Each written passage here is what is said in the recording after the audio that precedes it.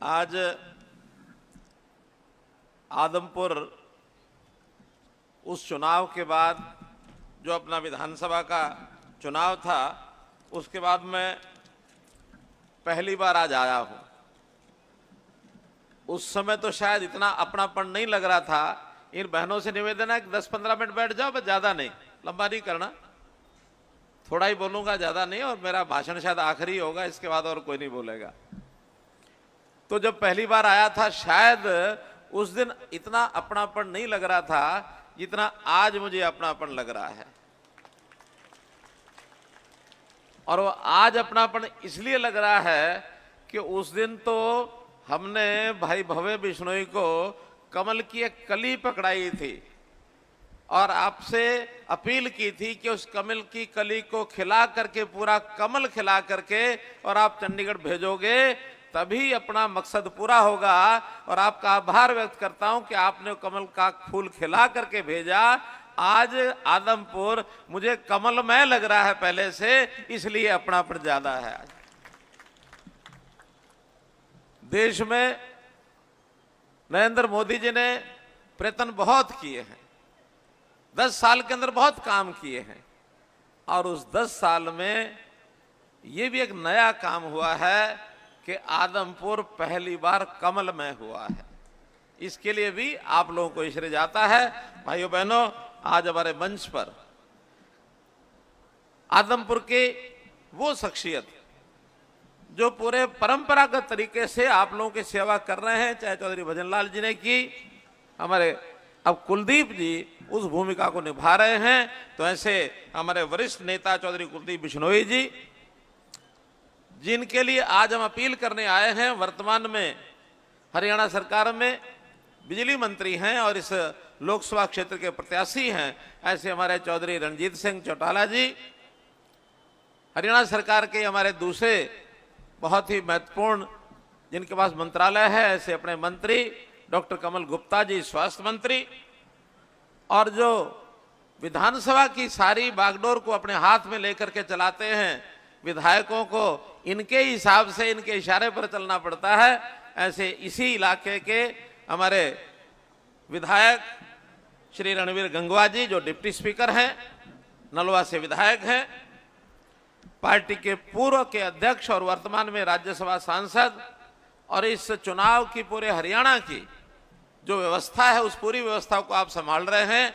हम तो केवल भाषण देने के लिए आ जाते हैं, लेकिन इनकी सारी योजनाएं पूरे हरियाणा भर की सभी 90 विधानसभाओं में, सबकी 10 लोकसभा में संभाल रहे हैं हमारे श्री सुभाष बराड़ा जी, और यहाँ के विधायक और इस रैली के संयोजक भाई भव्य बिश्नोई जी, विधायक हांसी श्री विनोद भैयाणा जी, विधायक फतेहाबाद श्री दूड़ाराम जी, पूर्व राज्यसभा सदस्य, पूर्व हो गए कि अभी हैं?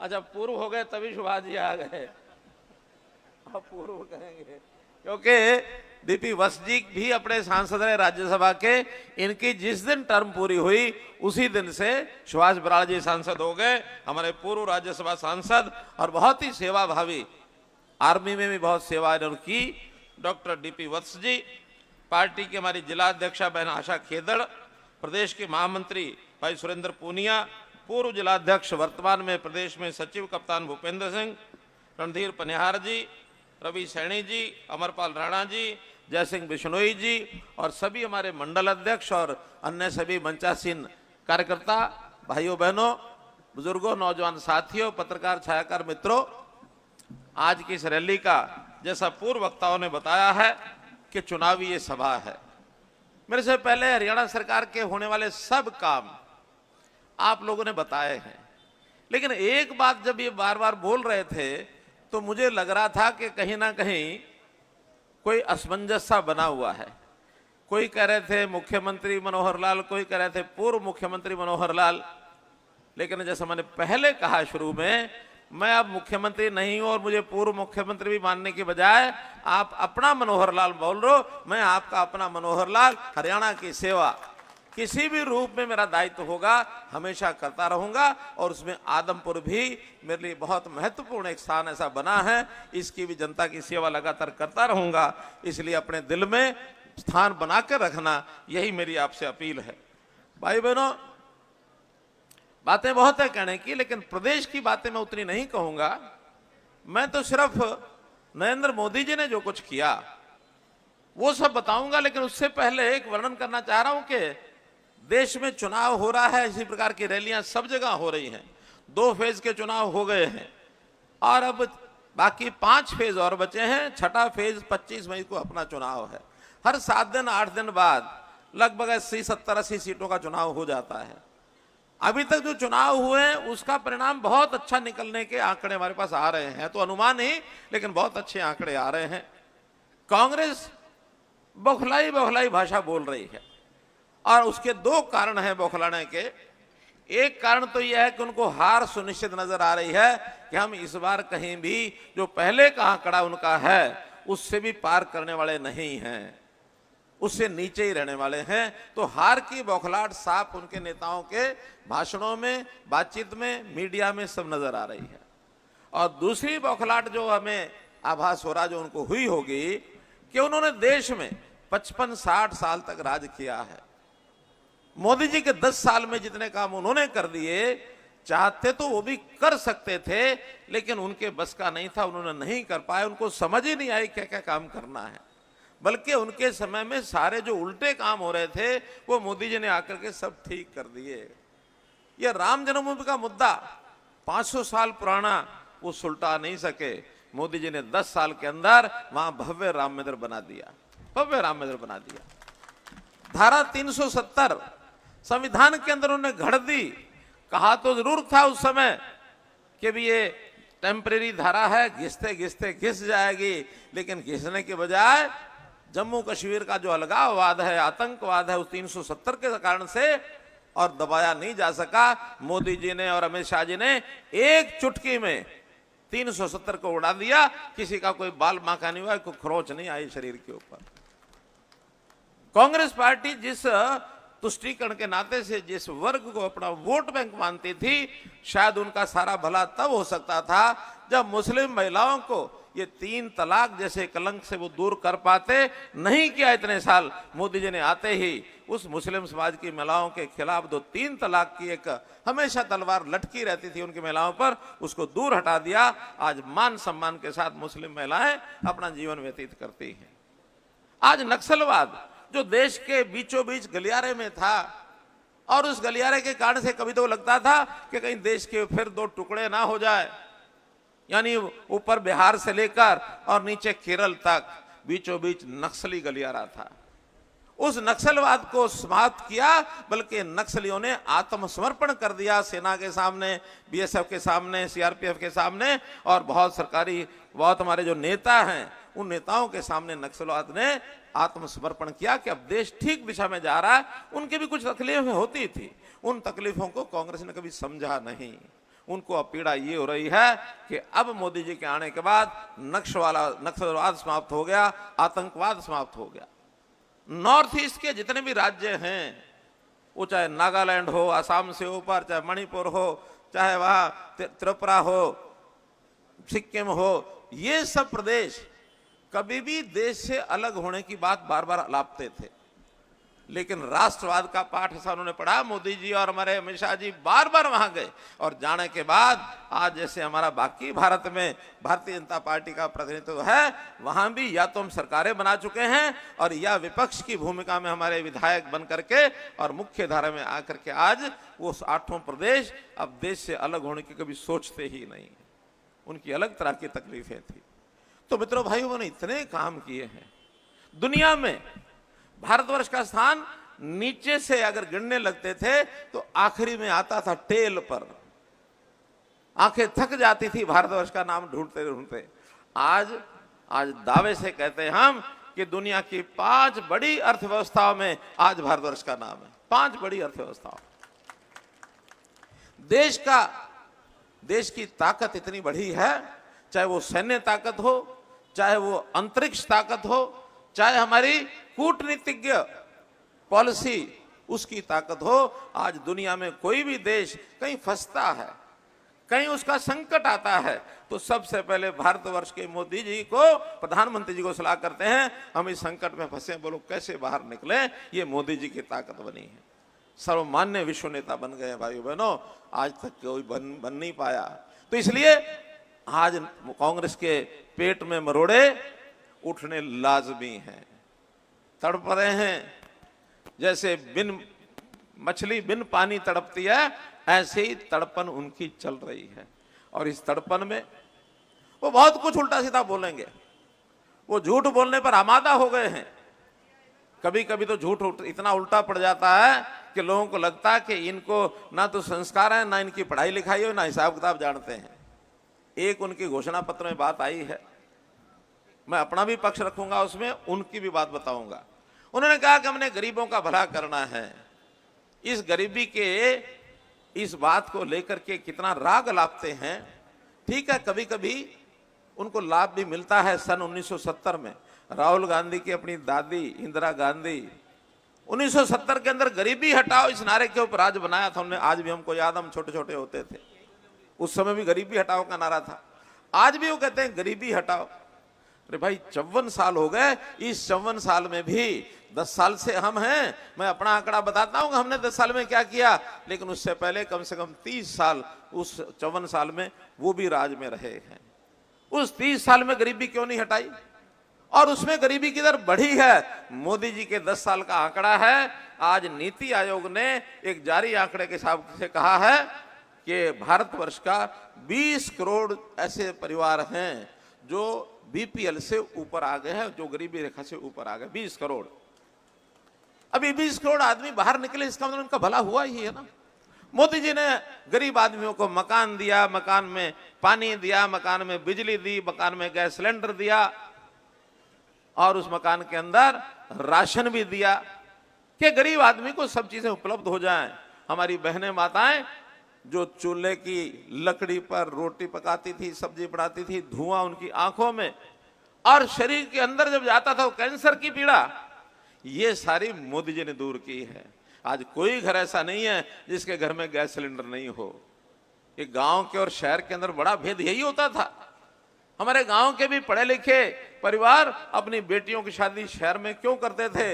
इसलिए करते थे कि शहर में रसोई के अंदर गैस का सिलेंडर है, आग नहीं जलानी पड़ेगी, गोश्त नहीं पाथने पड़ेंगे, इसलिए करते थे।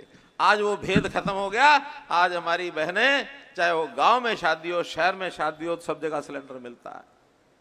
गांव के अंदर बिजली नहीं होती थी। हमारे बिजली मंत्री अभी 4.5 साल से बिजली मंत्री हैं। हमने इनके आने से पहले एक योजना शुरू की थी, मेरा गांव जगमग गांव। उससे पहले सिर्फ 500 गांव के अंदर और बिजली आती थी 24 घंटे। 500 गांव में तो थी, लेकिन आज वही 5,806 गांव में 6,500 में से 5,806 गांव के अंदर 24 घंटे बिजली मिलती है। अब तो बहुत गांव के लोग कहते हैं थोड़ा सा कम भेजा करो, क्यों? थोड़ा बिल ज्यादा आता है। अब बिल देने की आदत तो थी नहीं। अब 500 आवे तो भी ज्यादा लगता है, 300 आवे तो भी ज्यादा लगता है।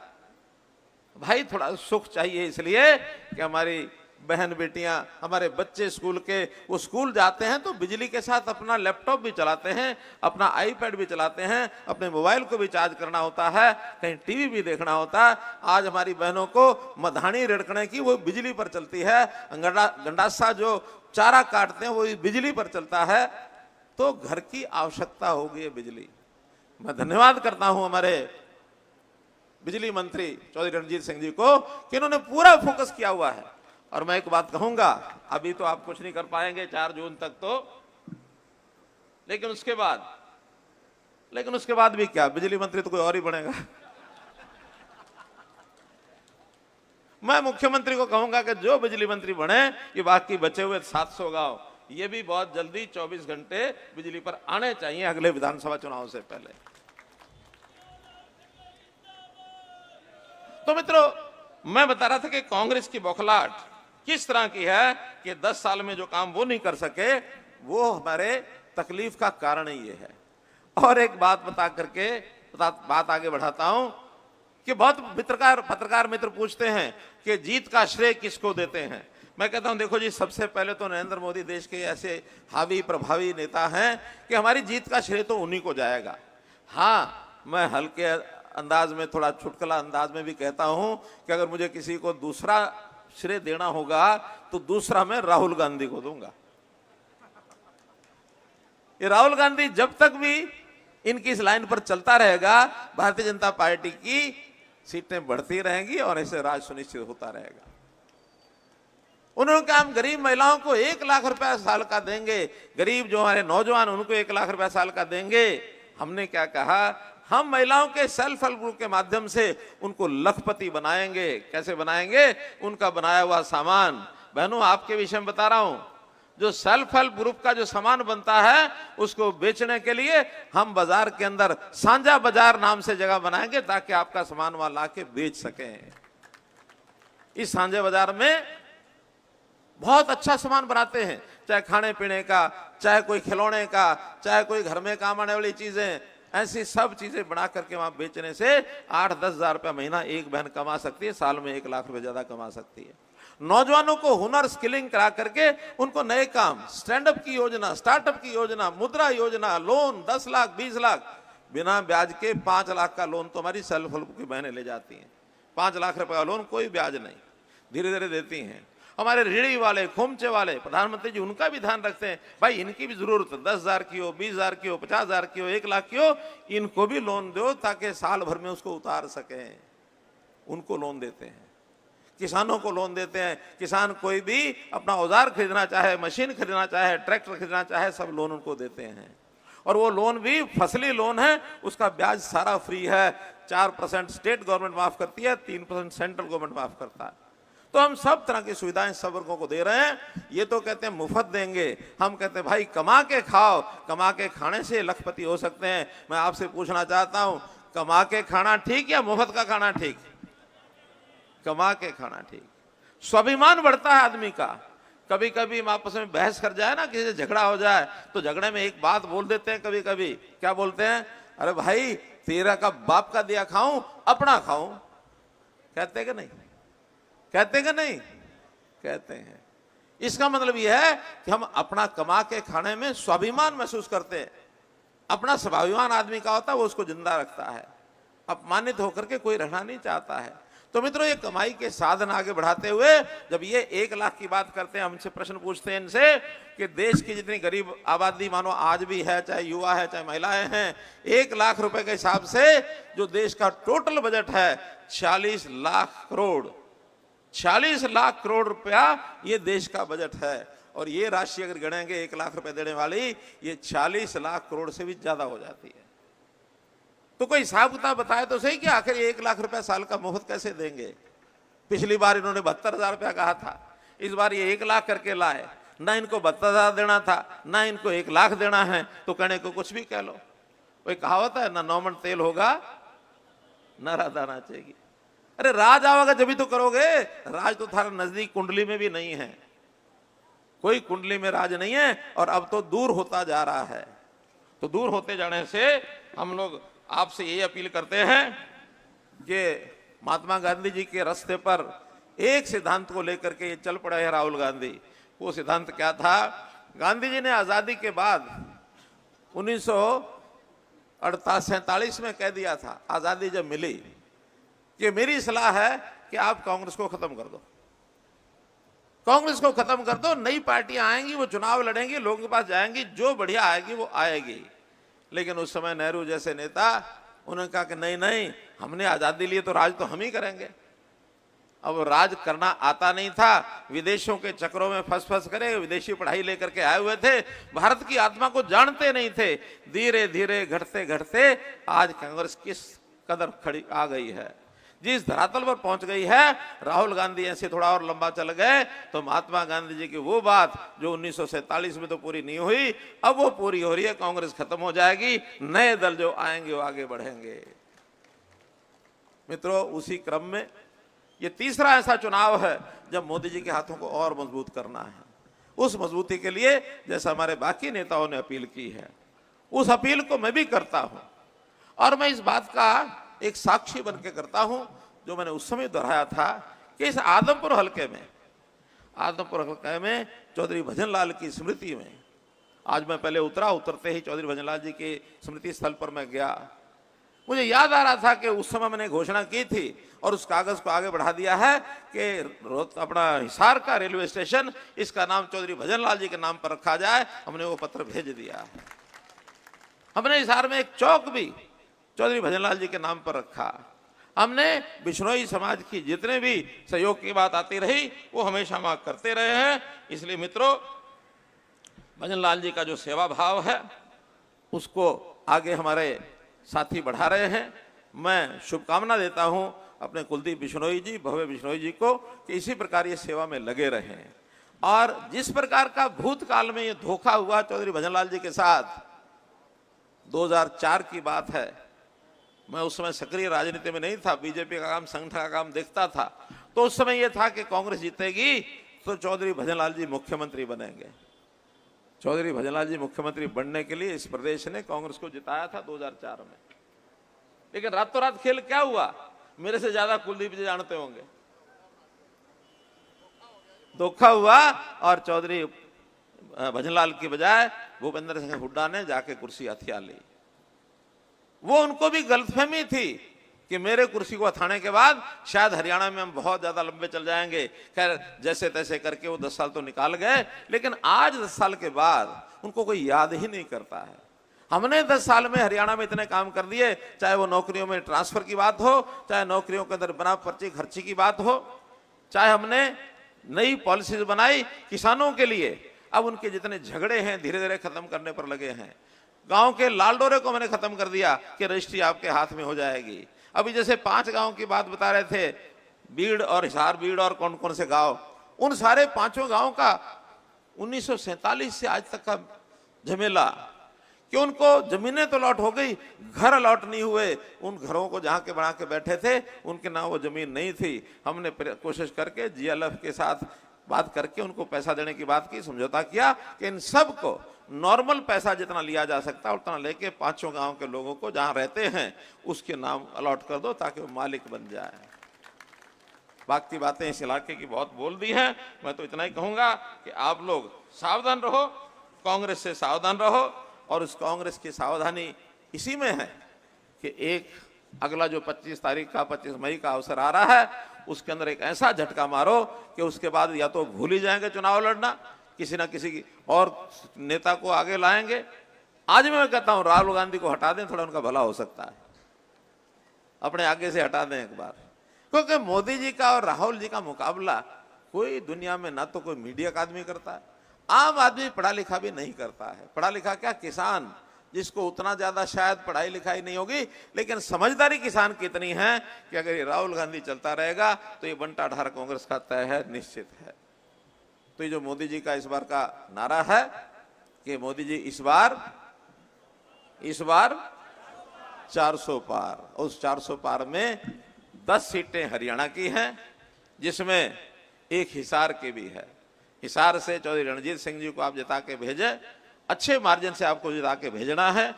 और एक बात जो आ रही है कि चौधरी रणजीत सिंह जी एमपी बनने के बाद दिल्ली में ये आवाज उठाएंगे वो उठाएंगे, एक वायदा मैं करता हूं क्योंकि मैं भी हिसार से चुनाव लड़ रहा हूं, तो यहां से ये मेंबर पार्लियामेंट बनेंगे, वहां मैं मेंबर पार्लियामेंट बनूंगा। हम दोनों कंधे से कंधा मिला करके पूरे हरियाणा का, खास करके अपने अपनी कंस्टिट्यूंसी के लोगों का तो सबका भला करेंगे ही।